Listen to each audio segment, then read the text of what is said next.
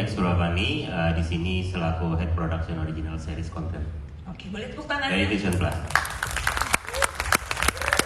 Selanjutnya. Halo, saya Giovanni Rustanto selaku sutradara. Oke, boleh tepuk tangannya? Halo, selamat siang. Terima kasih niat baiknya ya.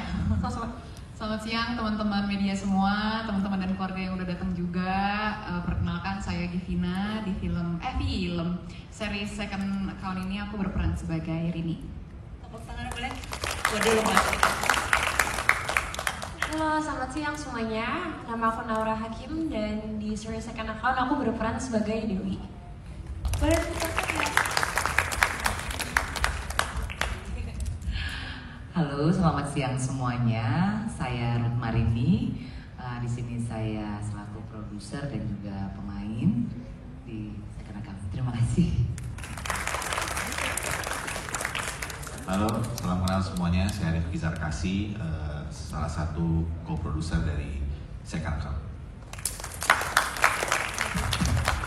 Halo, saya Edward Manalu. Saya di series ini berperan sebagai Ridwan.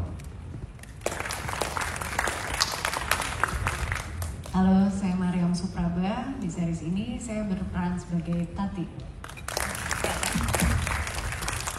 Halo, selamat siang. Saya Ardan Zafran berperan sebagai Paulo. Halo semuanya, selamat siang. Semoga semuanya dalam keadaan sehat. Perkenalkan, nama saya Rania. Di sini berperan sebagai Ami.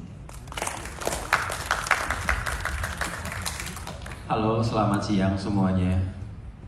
Perkenalkan, saya Yogi Tama. Di seri Second Account ini saya berperan sebagai Rangga. Terima kasih. Assalamualaikum warahmatullahi wabarakatuh. Saya Pikachu berperan sebagai Mira. Assalamualaikum warahmatullahi wabarakatuh. Selamat siang semua teman-teman media. Terima kasih. Saya Giriska. Di sini saya sebagai John. Halo, selamat siang semuanya. Saya Haidar Salis, bukan Salizar ya. Di sini berperan sebagai Haryanto. Terima kasih. Saya coba jawab sedikit. Jadi di campaign Dakdikduk bulan Oktober Vision Plus ini, di mana kita nge-highlight film-film yang emang bertema thriller sama horror. Kebetulan ada 2 yang launch di bulan ini. Selain Second Account nanti ada movie Lampir.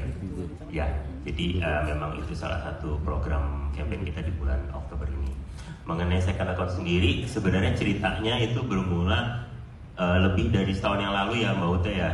Jadi waktu itu Mbak Ute kirim konsep ke kita dengan judul Second Account. Kebetulan dari internal kita juga kita punya konsep dengan judul yang sama, Second Account. Jadi akhirnya daripada nggak jadi salah satu, akhirnya aku bilang Mbak Ute kita ngobrol aja deh. Jadi digabungin aja 2 ceritanya, akhirnya jadilah Second Account yang sekarang, kira-kira gitu. Oke, untuk Second Account sendiri ini apakah menjadi pelengkap puzzle original production Vision Plus nih?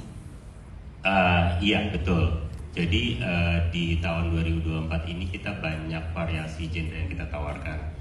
Dari Vision Plus itu ada komedi, kemudian yang terakhir kemarin ada action juga, dendam. Ini adalah yang genre thrillernya. Pertama sih memang belum ada yang seperti ini di platform tetangga gitu ya. Jadi aku sama Mbak Ute dan teman-teman itu bilang kita coba deh mencoba genre yang beda secara cerita. Kemudian dari Mas Giovanni juga secara penggarapan benar-benar kita nggak rem gitu. Artinya lo mau syuting kayak gimana terserah, yang penting nanti lolos sensor gitu aja sih. Kan aku sebagai produser ada partner. Jadi ketika aku harus main sebagai cast gitu, ya tugasnya di handle oleh Pak Rifki gitu. Nah, sebagai untuk kendala sih tentu saja bukan kendala ya, mungkin tantangan bagaimana mengurus sebuah produksi, tapi pada sisi lain juga saya harus main gitu. Tapi seru dan bisa dilewati. Pertama-tama terima kasih Pak Ari ke Mbak Ruth dan Pak Rifki udah kasih kebebasan saya mengeksplor dunia yang cukup complicated tapi juga relate dengan bisa dikatakan Jakarta gitu. Jadi ketika saya mendirect karakternya juga saya relate, tapi saya juga merasa karakter ini bisa dieksplor lebih jauh gitu. Karena tentu saja di sini ada sisi yang kata Pak Riki tadi sensor gitu. So tapi itu pun juga jadi tantangan saya sih sebenarnya, tapi tantangan yang menyenangkan sih, yang positif, dimana saya bisa explore tentang sisi maskulin, keadaan manusia, human condition di sisi maskulin dan feminin gitu. Sebenarnya kan aku tadi sempat cerita ya sama kakak kayak gimana karakternya Rini itu sebenarnya jauh dari kata pemberani gitu. Rini dan Dewi itu dua simbol yang berbeda, yang satu api, yang satu air gitu loh. Terus sampai Rini bisa di tahap berani untuk mengungkapkan kebenaran dari kematian kakaknya, menurutku itu yang seru. Karena dari awal yang Rini itu karakternya mendem, mengikuti aliran, bukan aliran sesat ya, maksudnya mengikuti arus gitu ya, nurut-nurut aja. Tapi semenjak kematian kakaknya dan dia merasa ada kejanggalan, dia berani gitu loh untuk terjun langsung dan mau ngebuktiin ke orang-orang kalau orang yang paling dia kenal itu gak mungkin bunuh diri. Dan menurut aku proses itu yang seru ketika air menjadi api, itunya sih. Ya, kalau relate tuh pasti relate kan, karena kan series ini juga sangat lekat dengan sosmed gitu loh, dunia maya gitu, alter ego anggapannya. Dan pasti teman-teman banyak yang relate lah, dari judulnya sendiri second account, aku yakin banyak dari kita yang punya second account gitu loh. Entah itu for fun, entah itu emang mau bikin alter ego yang anggapannya berbeda dari diri kita aslinya. Tapi mungkin series ini juga ingin mengingatkan kita gitu loh, jangan terlalu terlena dengan hal-hal itu, dengan dunia itu, karena tetap ada konsekuensinya gitu loh dalam dunia fana itu. Sebenarnya apa yang aku pengen omongin tadi udah diomongin sama Givina sih, jadi aku bagian mangut-mangut aja. Jangan gitu dong. Mungkin sebenarnya kalau aslinya tuh kita justru ketukar. Kalau aslinya Givina tuh api, dia airnya gitu loh. Tapi secara peran kita harus switch itu gitu loh. Jadi aku yang harus nurut sama dia gitu. Pertama kali di invite untuk bisa kolaborasi bersama Kak Ruth, Mas Rik dan Mas Gio. Saya kenal baik sama Deo Mahameru yang menulis ceritanya, dan ini adalah cerita yang sangat fresh sekali.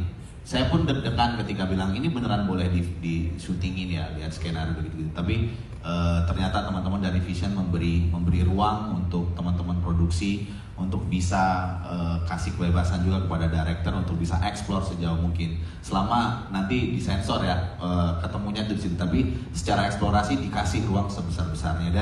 Dan selama proses pre-production banyak challenge sebenarnya yang teman-teman temukan gitu ya, baik secara ya ini kan ada sekte di dalamnya, kemudian ada hal-hal yang kita secara experience kita pun teman-teman berasa kayak ini pengalaman yang baru, dan ini menarik sekali buat kita pelajari. Dan syukur alhamdulillah dengan proses teman-teman, saya melihat langsung bagaimana teman-teman berproses sampai akhirnya filmnya bisa diselesaikan dengan baik.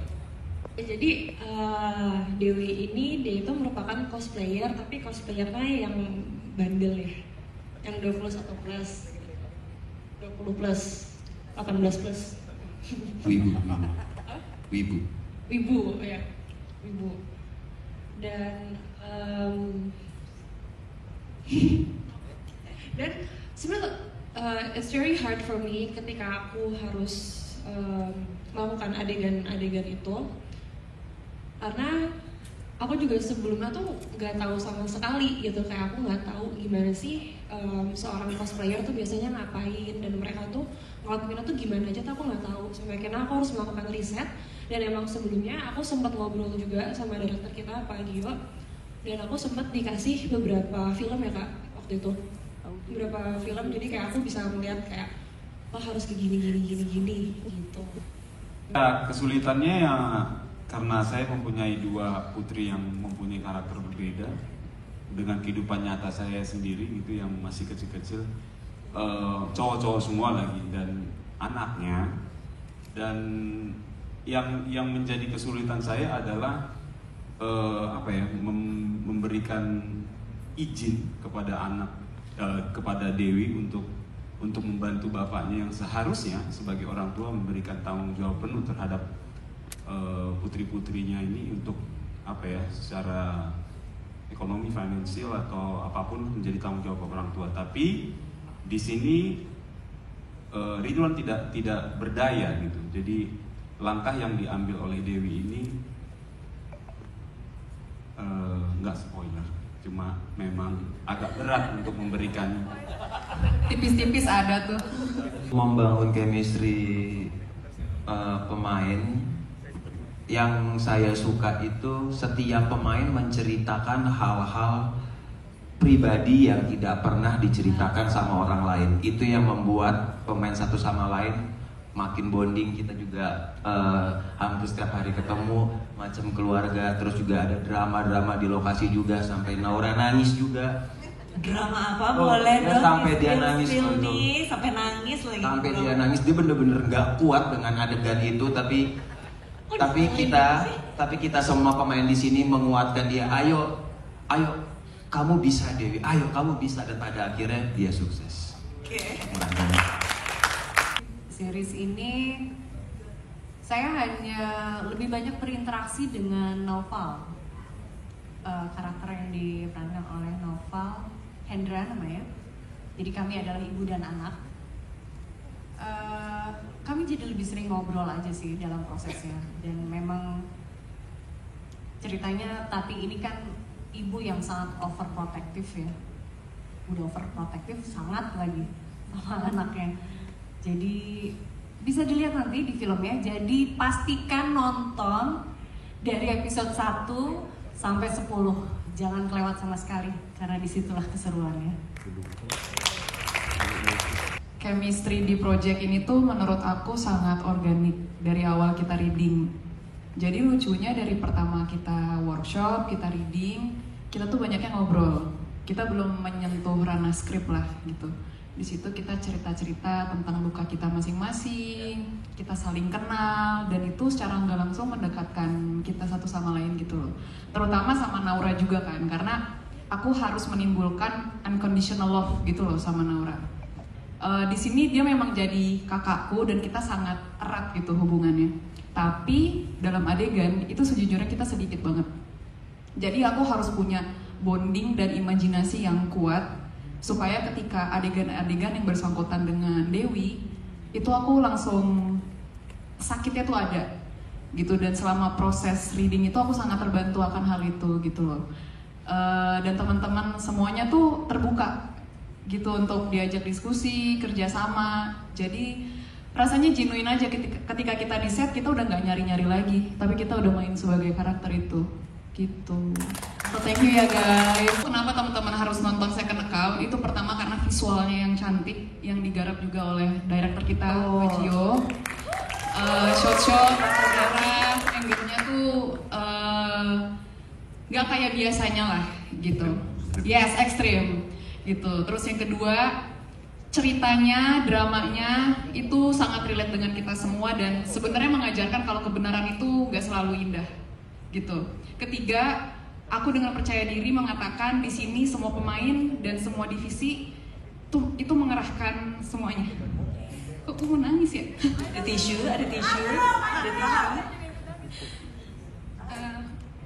Kita semua itu melebihi batas kita masing-masing. Kayak Naura juga berusaha untuk keluar dari comfort zone, Ami pun, dan setiap karakter itu berusaha untuk menghidupkan karakter ini dan menghidupkan cerita ini supaya penonton juga bisa merasa larut dan terhibur juga gitu. Jadi semoga aja kerja keras yang udah kita bikin bisa teman-teman nikmati nanti di Vision Plus ya.